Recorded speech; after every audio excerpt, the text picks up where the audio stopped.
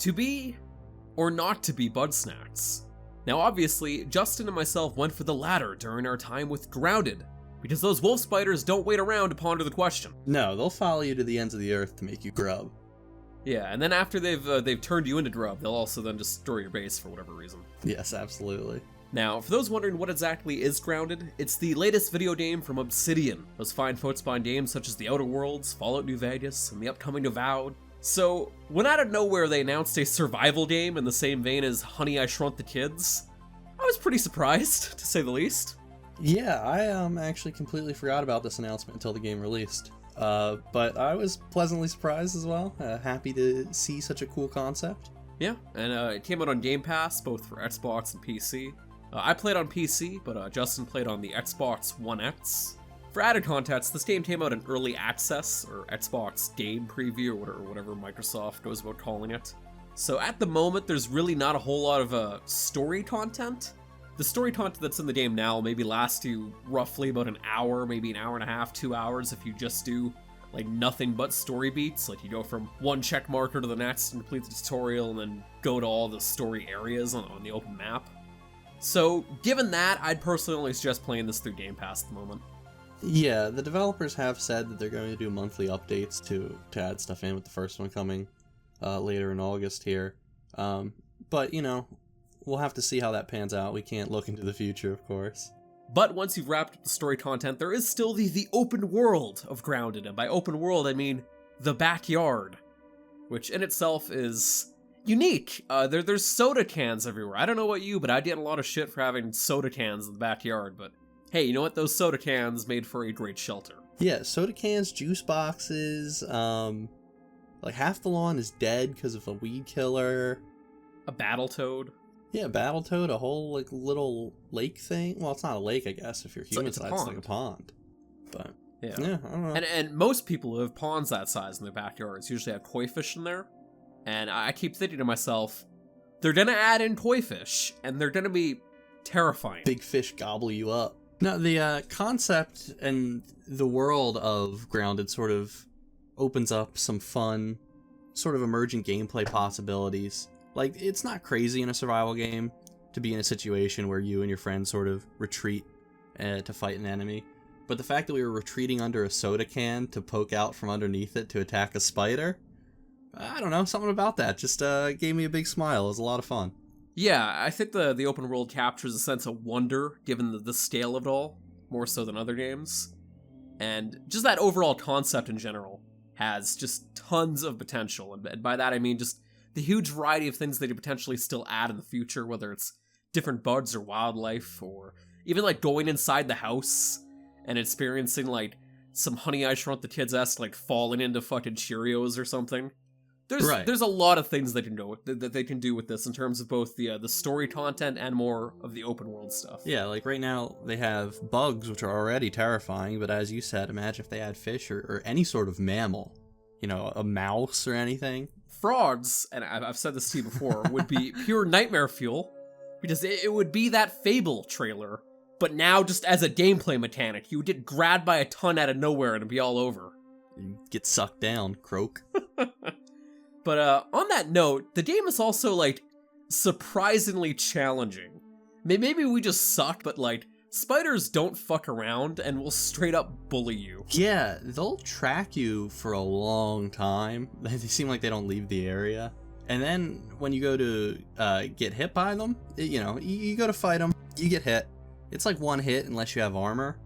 There is like a perfect block mechanic, but, I guess we're really bad because we died quite a bit. Yeah, I was able to get a perfect block off a few times, and I kept trying to, like, figure out their, like, cue to attack or something, and I kind of narrowed it down when they kind of lurch back, you know they're gonna pounce you, but, like, the animation sometimes just happens on a whim, so I had a hard time even, like, reading them. I tried playing single player and fighting a few spiders, and I just had the same result over and over, where, like, I'd circle around it, do a bunch of damage, and then just out of nowhere, it would just let off an attack that I had no way of predicting, and it would just end it all. So, the spiders are tough. Yes. And I don't want to say it's a bad thing, but, like, in our experience with the spiders, we died a metric fuck ton compared to actually killing them. So, I don't know. Maybe they need to be nerfed. Yeah. I don't know. I mean, it's hard to say without the full progression system in the game, because there's a lot of spiders in these earlier areas, where we had to get supplies from them or from places near where they spawn. And the early weapons that you get are really sort of poor in dealing with spiders. But they might add stuff in the future that makes that a lot easier. It's hard to say with the current content without like an end game there. Yeah, and I remember thinking like, oh, maybe I can jute them out and like get on top of something really high and then just hit them with the bow and arrow a bunch. But the bow does nothing. The arrows, yeah, you need poison arrows pretty much to do really anything, because the default arrows do so little damage. It's not even worth it. Right. The level I 2... put in over 30 arrows into a spider and maybe got it down to half health. The level 2 bow is a lot better, but like the problem is getting all the resources for that is very difficult when there's so many spiders out and about. And maybe we would just pick bad areas every time because we moved a couple times. Yeah, we got chased out of one soda can into another one, so. And on the note of building and moving around houses and whatnot, the building UI, at least in my experience in the single player, I don't know how it was for you when we were playing multiplayer, but the controls are really finicky. Like, some things just snap into place, other things just absolutely don't. Yeah, it was a little strange, especially on Xbox. I mean, I was on a controller. It wasn't too dissimilar to most other building systems as far as the controls go, but yeah, I was having problems where things were snapping and others weren't, and I couldn't really figure out why they were, because it wasn't just like if you put a wall next to a wall it snaps. Like, that's intuitive, I understand that, but sometimes you could angle stuff and it would snap in a way, but it wouldn't snap on like a 45 or a 90-degree angle as cleanly as you would expect. I don't know, it was strange overall. It's just kind of a messy system. It kind of reminds me of Fallout 76. And well, also to add to the UI sort of, we died a lot, as we said. And when you die, your backpack organization completely resets every time. I'm very specific when it comes to my inventory. I like having things in certain parts of the inventory that I know right off the bat. Like, these are my building materials, these are my weapons. So every time that happened, I'd spend like a good 30 seconds to a solid minute just reorganizing my inventory. And also with the backpack, armor takes up space in the backpack even if you're wearing it on you. Which I don't know if that was an intentional design. Yeah, I don't know. But because in most games, when you put armor on, it's not on your backpack because it's on you. It's not in your backpack. It can't be both, right? But I don't know. Hopefully they'll change that because it was taking up a good number of slots in my backpack just to not die from these mean wolf spiders. And once again, that is something to stress. This is an early access. Yes. Things will change. Of course. A year from now, if you're watching this a year from now, I'm sure the game is drastically different. But in terms of stuff that should be updated sooner rather than later, the frame rate. I was playing, I'll admit, my GPU is getting on in age. I'm rocking a 980 Ti and a fairly old i7. But this game isn't really a crazy good looker. It has a great art style, but it doesn't look like something that's overly demanding. But at the same time, I was having frame rate drops all over the place. And apparently that's happening on the Xbox One X as well. Yeah, so I was playing on Xbox One X, which, as of today, is the most powerful console, right? And the game ran at an unlocked frame rate.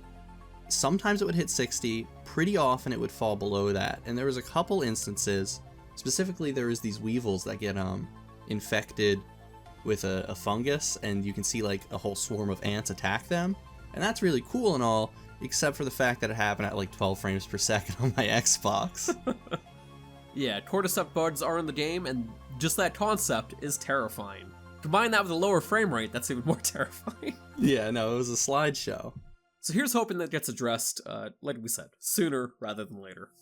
But overall, I'm really enjoying it. I think this has the potential to be my absolute favorite survival game if they continue to update this and add in general to the open world that's here now. More bugs, maybe going inside the house, things like that. An actual fully fleshed out story and narrative. If this has, a start, middle, and end, where eventually you're unshrunk and the credits roll, I'd be really satisfied. Yeah, I mean, especially considering it's Obsidian and their narratives are normally pretty good. And, I mean, the little bit that's here, the dialogue with the robot character and whatnot, it's all a lot of fun, so I'd love to see more of it. But what did you guys think of Grounded? Let us know down below. And as always, for more Grounded news, updates, and more, be sure to head on over to Destructoid.com. There's no way eating a bug is tastier than a mushroom.